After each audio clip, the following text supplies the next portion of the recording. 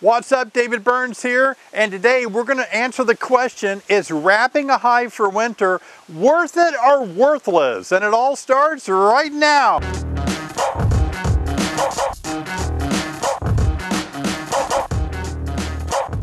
Thanks for joining me for this video about wrapping a hive. I've made a few videos in the past about wrapping hives, but I kind of want to consolidate a lot of information because a lot of you are asking me about if it really works to wrap up a hive. I know it's kind of one of those confusing things. You know, do I use a solid bottom board in the winter? Do I leave my screen on the bottom board for the winter? Do I wrap my hive? Do I put bales of straw around it to cut down on wind? And you know, how do I make my hive warm? Should I put a heating lamp on it? A heating pad under it? All these ideas are just like going through your head about, oh my gosh, it's getting cooler, it's turning fall outside. I gotta make some plans because I love my bees and I want them to have a good shot at getting through the winter, but oh boy, we're facing a cold winter. What do I do? Is wrapping really gonna work? So let me say right off the bat, first off, bees do not heat the inside of their hive like we heat the inside of our house. You know, we insulate our house. We make sure there's no wind drafts or any kind of problems with cold air getting into our house. We got big whopping furnaces, so we crank it up to 70 or sometimes 80 degrees to stay warm all winter long, you know. And we have it made in the wintertime, right? If we can stay in our house, stay warm. But bees aren't like that at all. They do not heat the inside of their hive like we heat the inside of our home. So the way the bees stay warm in the wintertime, they don't hibernate, they don't eat a bunch of food and go to sleep, but they stay awake and they stay active to some degree. And what they do, they cluster together when it gets 50 degrees or lower Fahrenheit. And by clustering together, they stay warm from the heat of each other. So you can imagine 40,000 bees really tight together, and they're generating heat with their muscles. That's how they stay warm. You'll find the queen in the middle there. But up above some of those honey supers, they can actually freeze because the cluster may be really far down low and the ambient temperature could be, let's say, 10 below zero. And so the upper super up there, if the bees aren't near it, it could get down to freezing or colder. And so they're not able to consume that honey until they get up closer as a cluster and begin eating, kind of thawing out that honey and eating that honey. Now, I talk all about this in my online beekeeping course about getting your bees through the winter. I really wish you would get that class and learn more about these things.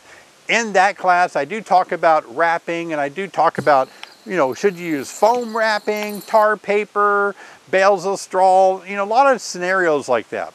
I even talk about different types of hives and the impact that they could have on what they're made out of in helping or not helping bees get through the winter. It is a course. I'll leave a link in the description down below, so please consider that. But let's talk about wrapping a hive. And let me first say that wrapping a hive means when I'm ready to wrap my hives, I'm going to use a winter bee kind on top, and I'm going to wrap it with bat insulation.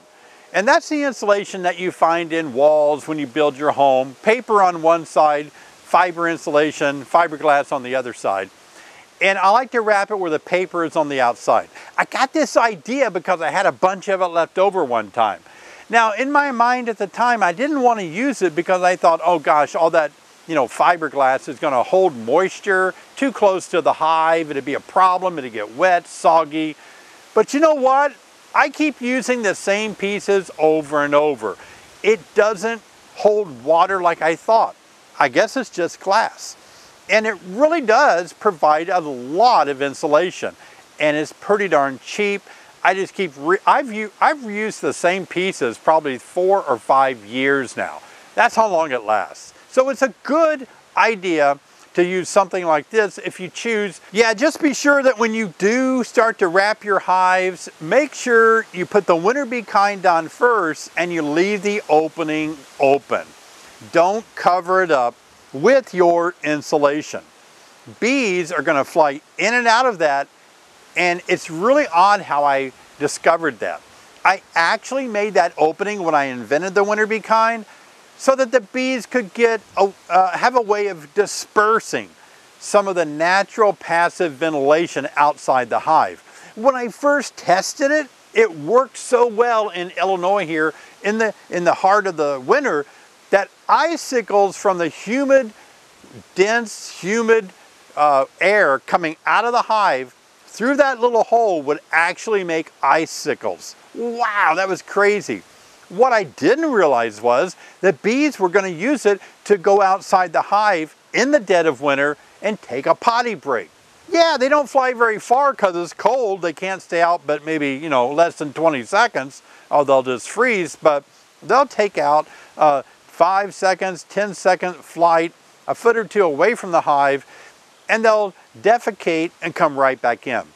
I think that's great because the more bees can have those kind of cleansing flights during the winter, it's going to help them not be so infected with things like Nosema ceranae that really is hard on bees' guts during the winter time. Now, when do you wrap? Well, I'm not ready to wrap just yet. I was looking at the hive back here behind me, and actually, they're still flying today. It's cloudy, it's windy. And I looked up close and I can see they're bringing in some goldenrod, some orange pollen. They're not foraging very heavy. They are active, and I don't want to interfere with that, right? I'm going to wait and wrap it when I know the bees pretty much are done. Now, that's going to be after my first frost. If I get a hard frost, it's going to kill all the things out there that the bees would go and forage on, and so the bees are going to be left at home.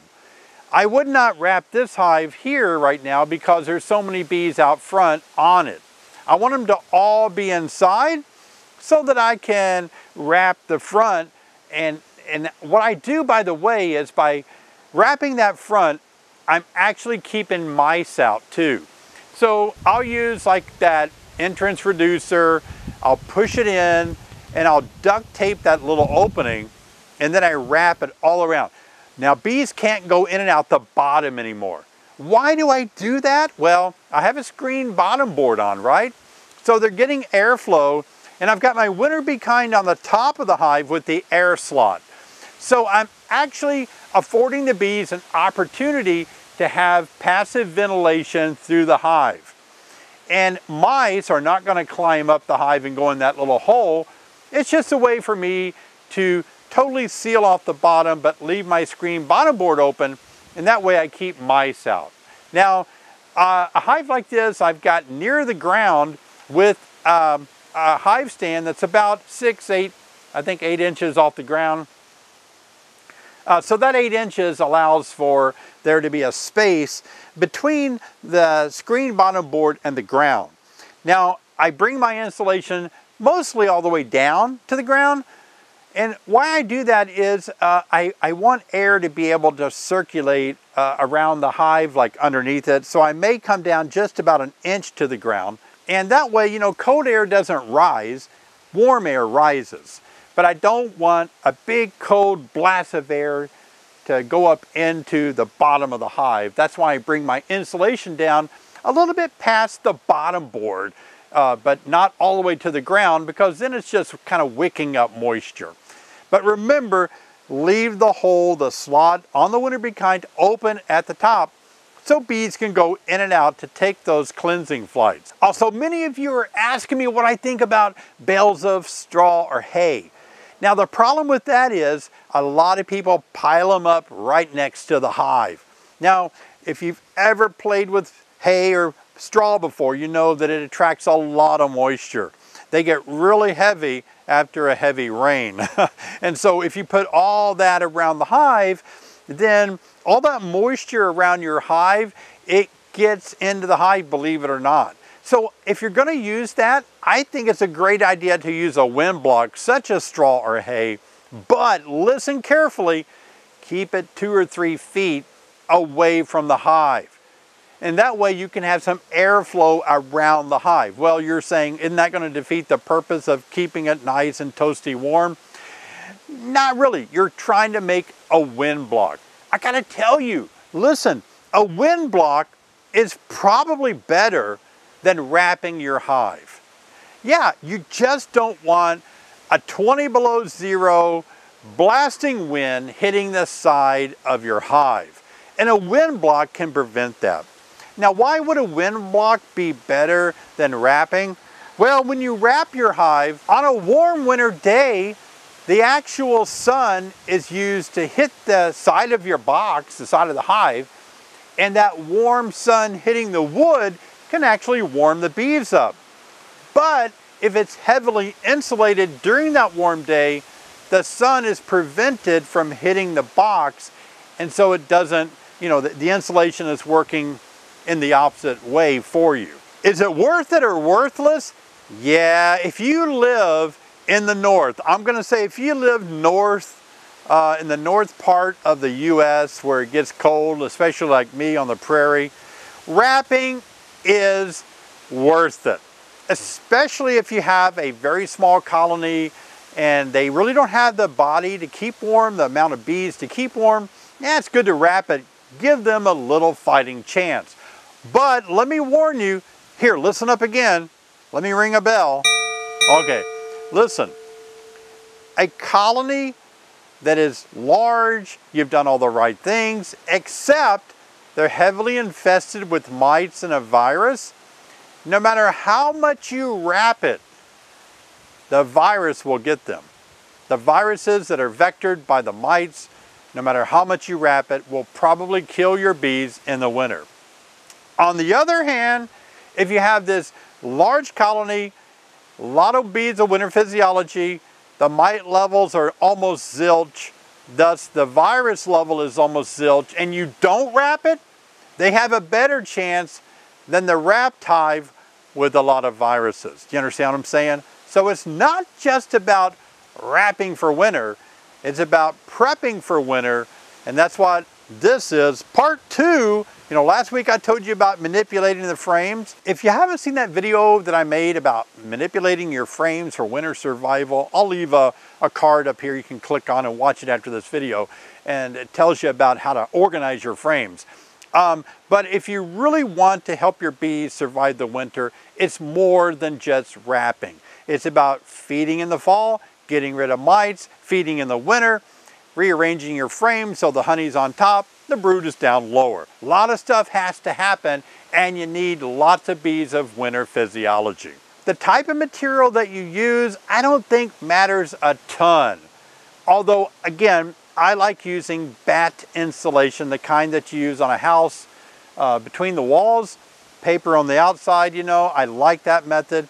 I have used tar paper, it's called roofing paper, the heavier roofing paper, just kind of like a wind block, and it's black, so it absorbs some heat onto the hive. That's fine too. I know that a lot of bee companies make different items like bags that are filled with insulation. I won't say the name, but you can look them up.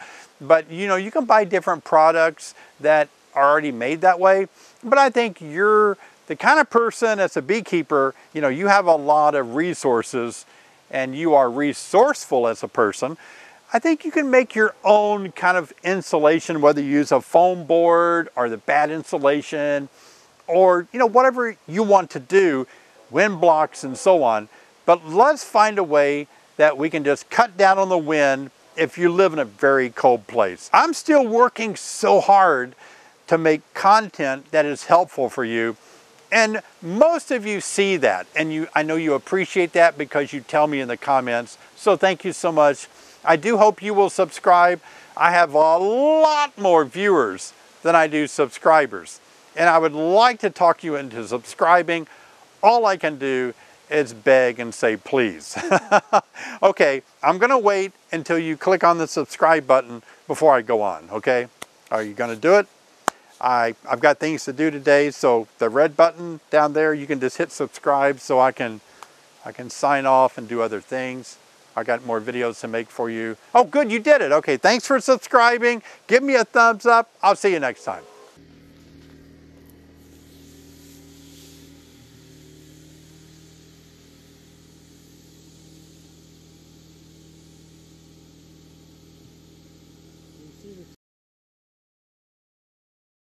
Last week I told you about manipulating the frames. If you haven't seen that video about manipulate, blah, blah, blah, I hope you're enjoying this video about wrapping your hive or not. I hope it's been really, 3, 2, 1. I hope you're enjoying this. I can't talk anymore. Is wrapping a hive worth it or worthless? I'm gonna do it. Okay, so let me say it like this.